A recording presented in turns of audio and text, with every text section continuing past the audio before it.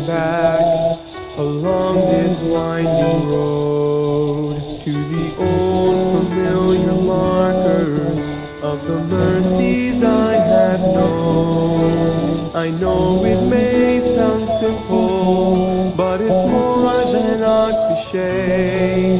There's no better way to tell you than to say God's been good in my life. I feel blessed beyond my wildest dreams when I go to sleep each night. Though I've had my share of hard times, I wouldn't change them if I could, 'cause through it all, God's been good.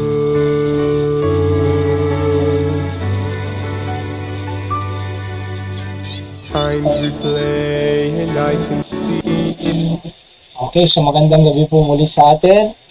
Salamat sa Panginoon na naayos po yung OBS Studio software na ginagamit ko po para po dito sa ating pong daily words of encouragement. At kailangan po natin ng salita ng Diyos. Men shall not live by bread alone, but by every word that proceeded out of the mouth of God, sabi nga po ng Biblia. At and daily in the temple they ceased not to teach and preach Jesus Christ, sabi pa doon sa Acts chapter 5 verse 42. Kaya kailangan po natin ng daily words of encouragement from the Word of God, kaya patuloy po tayong matuto. Okay? At tayo po muna manalangin. Dakilang Diyos, salamat po sa gabing ito, sa aming pong pagkakataon na mag-aaral muli ng inyong salita. Muli niyo po kaming turuan ng mga prinsipyo po ninyo at makapulot kami ng encouragement para po sa aming pamilya, sa aming pong buhay Kristyano, Panginoon, upang makapagpatuloy po kami na maglingkod sa inyo at mailapit po ang aming relasyon sa inyo. Pagpalain niyo po ang lahat ng nakikinig, saan man sila dako naroroon, Panginoon, sa gabing ito. At ito po ang aking dalangin sa pangalan po ng Panginoong Jesus. Amen. So, last part na po tayo ng chapter 15. Last event na po ito dito sa Mark 15. Next, bukas po ay nasa Mark 16 na po tayo. Kaya series po ito na lesson about the book of Mark. Okay? And then prayerfully po, we can cover the whole Bible at maunawaan po natin bawat event na nababasa po natin. Ano po? And dito po tayo sa Mark 15 verse 42. Magandang gabi po muna kay Brother Clyde Manzano from Camden City. At shout out sa iyo, Brother Clyde. Shout out din Tatay Jojo diyan po sa Southern California. Lagi po namin kayong pinagpipray. Ang inyong pamilya po, Tatay Jojo. Alright, so at sa lahat pa po ng nakikinig, magandang gabi po sa bawat isa sa atin. Dito po tayo sa Mark chapter 15 verse 42. The Bible says, "And now when the even was come, because it was the preparation, that is the day before the Sabbath, Joseph of Arimathea, an honorable counselor, which also waited for the kingdom of God, came and went in boldly unto Pilate, and craved the body of Jesus." Yan po ang pamagat natin. "And Pilate marveled if he were already dead, and calling unto him the centurion, he asked him whether he had been any while dead. And when he knew it of the centurion, he gave the body to Joseph. And he bought fine linen, and took him down, and wrapped him in a linen, and laid him in a sepulchre which was hewn out of a rock, and rolled a stone upon unto the door of the sepulchre. And Mary Magdalene and Mary the mother of Joseph beheld where he was laid." Yan po ang mga talata. Yung event po dito mga kapatid, ay obvious sa Greek. Alright, yung early eve or nightfall, yung papagabi na po. Sa mga Hudyo po kasi iba po ang time clock nila. Ang nag-uumpisa po ang araw nila ng 6 o'clock. Alright, sa hapon po yung 6 o'clock ng yung gabi, 6. Sa atin po ay hindi pa po yan nag-uumpisa. Alas 12 po ang umpisa ng ating umaga po. Madaling araw, di ba? Sa mga Hudyo, sa Jewish calendar, sa Jewish clock po, iba. 6 o'clock ng hapon natin, doon po nag-uumpisa ang kanilang araw, mga kapatid. So yung event po dito, early Eve. Okay? Yung crave naman po dito, yung pumunta na po si Joseph of Arimathea kay Pilate, para ikunin yung katawan ng Panginoon. Alright, crave po dyan, 80 o sa Greek, desire to ask or beg. Yung ibibeg niya or makikiusap siya para kunin niya ang body ng Panginoon. Okay, sapagkat ang sabi nga po sa inyo, hindi po uso dyan nung araw. Pagka ipinako po dyan sa Golgotha, the place of his skull, pinapabayaan na lang po ang mga tao dyan. Kaya tinawag po yan na Golgotha, a place of his skull, kasi marami pong bungo dyan. Hinahayaan na lang po nila dyan. Pero ito pong katawan ng ating Panginoon, dahil nga po sa magsasabat po, hindi po niya hinayaan na nandun na lang. Alright? Kaya hiningi niya, ibinig niya yung body of Christ para po dalhin niya doon sa sepulcher, sa huling antungan sa atin po. Yung centurion po dyan, captain of 100 soldier. Okay?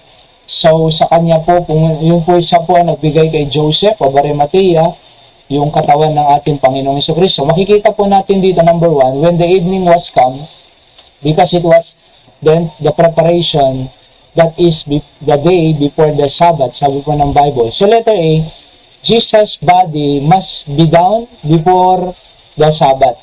So, kinakailangan po kasi makuha yung Panginoon. Kasi po, pag Sabbath na po sa kanila, letter B, Sabbath is so sacred to the Jewish people that no one can work. Wala pong pwedeng makapagtrabaho sa kanila. Kaya bago pa man mag-Sabbath, kailangan pong makuha yung katawan ng Panginoon para maihimlay. Kasi po pag inabutan po yung katawan ng Panginoon doon sa cross, hindi na po yung may makaka-work, hindi na po yung may bababa, maghihintay pa ng another day to get the body of Christ. Pero at alam naman po natin na madaling magnas ang katawan Kaya sabi ni Joseph, pumunta siya doon kay Pilate, kung pwede ay dalhin ko na yung katawan ng Panginoon at doon sa kanyang huling hantungan para mabigyan siya ng magandang libing. Alright? Kasi ganun po siya kamahal ang ating Panginoon. And Joseph of Arimathea is a secret disciple of Jesus Christ. At tagasunod siya ni Kristo, kaya't nung nalaman niya na mayaman po ito si Joseph, kaya nga po binigyan niya ng linen. At alam niyo po ba yung linen cloth po dito ay hindi po basta-basta ordinaryo na cloth po yan. Talagang ginagamit lang po yan ng mga dignitaries, yung mga mayayaman, at yun po ang ibinigay sa ating Panginoong Jesucristo. Alright? So, ganun po niya ka-ibig, kamahal, at ka-importante sa kanya ang ating Panginoong Jesucristo. Alright? And pangalawa, Joseph of Arimathea asked Pilate the body of Jesus. Sabi dito sa verse 43. Okay? And letter A, Joseph is so concerned to the body of Jesus Christ. Concerned po siya doon sa katawan ng ating Panginoong Jesucristo. Kasi nga po, alam niya po na ang ating Panginoon, malaki ang ambag niya po sa buhay ni Joseph, at hindi lang po sa buhay ni Joseph, even the whole Jewish community. Malaki po ang ginawa ng ating Panginoon. Marami po siyang milagrong ginawa. Marami po siyang maraming naligtas through his preaching. Maraming nabuhay, na bagong buhay through him. Naayos na pamilya ng Panginoon. Kaya nga po si Joseph, sabi niya, hindi basta-basta na dyan na lang ang Panginoon, na malalaglag na lang yung buto niya dyan. Hindi ko papayagan yan. Kaya gumawa siya ng pamamaraan upang makuha ang katawan ng ating Panginoon at ilagay niya doon sa sepulcher, yung tomb na tinatawag. At sapagkat alam niya po, sabi ko dito sa letter B, Joseph believed that after 3 days, Jesus will going to rise again. Alam po niya yan Sapagkat naririnig niya rin po na sabi nga ng Panginoon, gibayin niyo ang templong ito at sa katatlong araw aking itatayo. Diyan nga po nagalit yung mga chief priests, mga elders, mga kapatid. Pero sa ating Panginoon, kay Joseph po, mga kapatid, alam niya nababangon siya. Kaya nga, pinahalagaan niya yung katawan ng Panginoon, nilagyan niya ng linen cloth, at pag pinag-aralan niyo pa po yung yung cloth, yung fine dining na tinatawag po kasi pag kumakain po sa mga hotel, meron pong yan yung ayos, yung yung tawag doon, yung tawag doon, yung pamunas, parang gano'n, no? Meron pong nakaayos po yan, na kung saan ay yung ayos na yan, babalik pa yung kumakain. Ganun babalik pa. Ganun po ang ayos ng linen cloth na ibinigay po ni Joseph sa kanya, yung rinap po na yung fine dining na yon, na babalik pa yung kakain. Parang ganun po yung interpretation ng article na isang article, So, sapagkat alam ni Joseph na babalik ang ating Panginoon after 3 days at mabubuhay siya muli. Kaya iningatan niya po yung katawan ng ating Panginoong Jesucristo, kapatid. At pangatlo, the centurion, he gave the body to Joseph. Alright? So, letter A, Jesus wrapped in a linen cloth. Yung pinaliwanag ko po kanina na ganung kaayos, sapagkat yun nga, babalik ang Panginoon. Letter B, Jesus was placed in a barren tomb. Bakit borrowed tomb? Sapagkat hindi po siya mag-i-stay ng matagal doon. Hindi po siya mag-i-stay ng week or month or years. Hindi. 3 araw lang po siya doon. Kaya nga tinawag po na borrowed tomb po yan. Sapagkat 3 araw lang po yan And Jesus rise again from the grave, mga kapatid.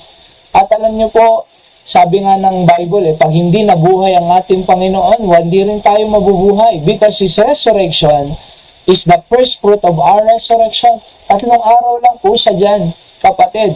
At kahit tignan nyo po ngayon sa Jerusalem, doon sa tinatawag na Garden Tomb, wala na po doon Meron nang nakasulat doon. Di ba, pumunta siya ng aming senior pastor noon, Jesus is not here, He is risen. Sabi doon, because the borrowed tomb, yung borrowed tomb na yan, pag pinuntahan mo, wala nang Panginoon dyan kasi hindi po siya magtatagal dyan.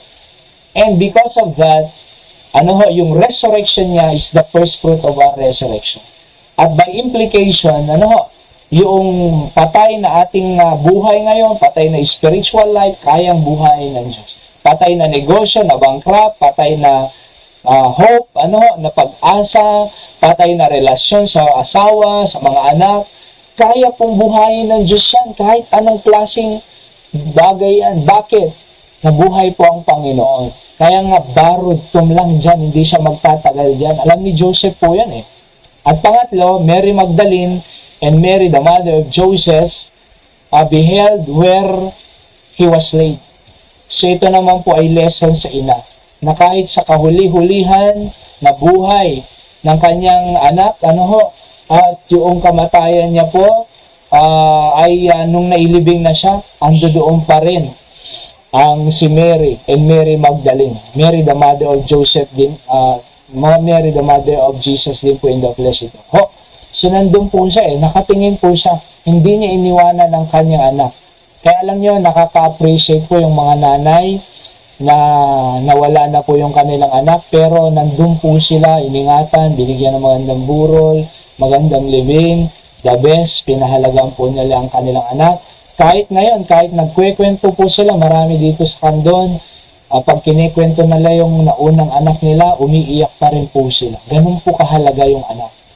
Na katulad ni Mary, nandun po siya sapagkat mahalaga po ang kanyang anak sa kanya, kapatid. Kaya alam niyo po, salamat sa Panginoon na naingatan yung katawan ng ating Panginoon, nalagay doon sa borrowed tomb, because Joseph craved for the body of Christ.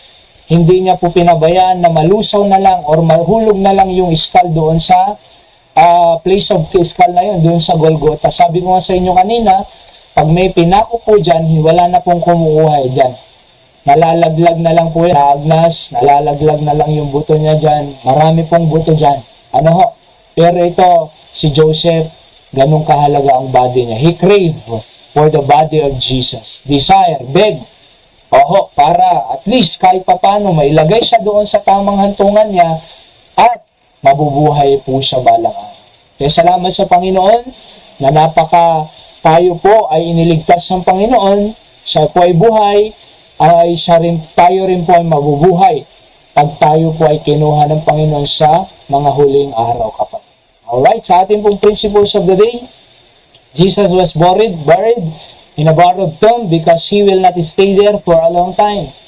Oo, pangalawa, if Jesus was buried because of our sins, then our sins must also be buried in the past. Wala na po dapat yan. Oo, huwag niyong hayaan na kontrolado pa tayo ng mga nakaraan. Yung mga bad past po natin, hayaan niyo na yan. Lesson learned na lang po yan para maituwid. We cannot live in the past. We can only live in the future, and we can change our future by correcting the past mistakes, kapatid. Di ba? Oo, pero pagka yung mga mistake na po natin, nakatanim na rin po yan. Oo, kahit yung mga bisyo, di ba? Garilyo, alak, drugs, marijuana, o kaya naman sugal, nightclub, nakalibing na rin po dapat dyan. Casino, suga, wala na rin po dapat dyan sapagkat binigyan na po tayo ng Diyos ng bagong buhay. 2 Corinthians 5:17, di ba? If any man be in Christ, sabi doon, if any man be in Christ, he is a new creature. All things are passed away, behold, all things are become new. Bagong buhay. Yun ang gusto ng Diyos po sa atin. Alright, tayo po manalangin. Dakilang Diyos, salamat muli sa short daily words of encouragement namin. At salamat dahil ang Panginoon ay hindi po siya naiblibing doon sa matagal na panahon, kundi sa borrowed tomb, because He will not stay there for a long time, because we know that 3 days after that ay mabubuhay po siya. At napakalaki, marami pong pag-asang ibinigay sa amin ng pagkabuhay ng Panginoon, anumang klaseng patay sa amin, relasyon sa asawa, sa anak, patay ang spiritual life, patay ang anumang na bankrupt, nawalan ng trabaho, kung ano-ano pa. Pero His resurrection ay nagbibigay po, Panginoon, ng hope sa amin, O Diyos. Kaya salamat po sa aming Panginoon at kay Joseph na pinahalagan ang kanyang body. He craved for his body. At ganoon din po nawa sa amin ngayon, Panginoon, pahalagaan din po namin kayo, Panginoon, dahil napakalaga po kayo, pinahalagan niyo po kami, niligtas, nagsakripisyo, wala kayong kasalanan, pero namatay kayo para sa aming kasalanan, upang kami po ay magkaroon ng buhay na walang hanggan. Panginoon, ganun din po nawa namin kayo kapahalagahan. Kaya sa araw ng bukas, dalhin niyo kami sa church, muli magpapasalamat, is a celebration of our salvation and our worship, Panginoon, upang magpuri, magpasalamat sa inyo sa lahat ng kabutihan niyo sa amin sa mga nakaraan. Pinakain niyo kami, iningatan, hindi na hospital, hindi na disgrasya, buhay, kompleto ang aming pamilya. O Diyos, kaya nga po kami magpapasalamat bukas sa araw ng panambahan muli. Kaya sa kayo po, mag-bless sa lahat ng inyong mga anak na nakikinig ngayon, 10 ng kanilang pamilya. Patuloy namin kayong mapag-usapan sa aming pamilya upang hindi po mailayo ang aming pamilya sa inyong kalooban. O Diyos, kayo pong mag-bless sa bawat isa. In Jesus' name I pray. Amen. Muli, magandang gabi po sa bawat isang nakikinig. Brother Clyde, Tatay Jojo dyan sa California, kay Boyet, see you po tomorrow. And pagpalain po tayo ng ating Panginoon. I hope nakakalain nyo kung kahit isang prinsipyo lang po araw-araw, kahit isa lang, hindi 100%, 1%. In 365 days, 364 principles. Kahit nagibain po tayo ng jablo, matibay po tayo. Bakit? Lain mo kung may 365 principle tayo in a year. Alright? Kaya kahit isa lang po, bawat gabi, malaking tulong na po yan sa ating kapatid. Alright, tuloy-tuloy po tayo sa paglilingkod sa Diyos. See you po on our next episode. Good night po.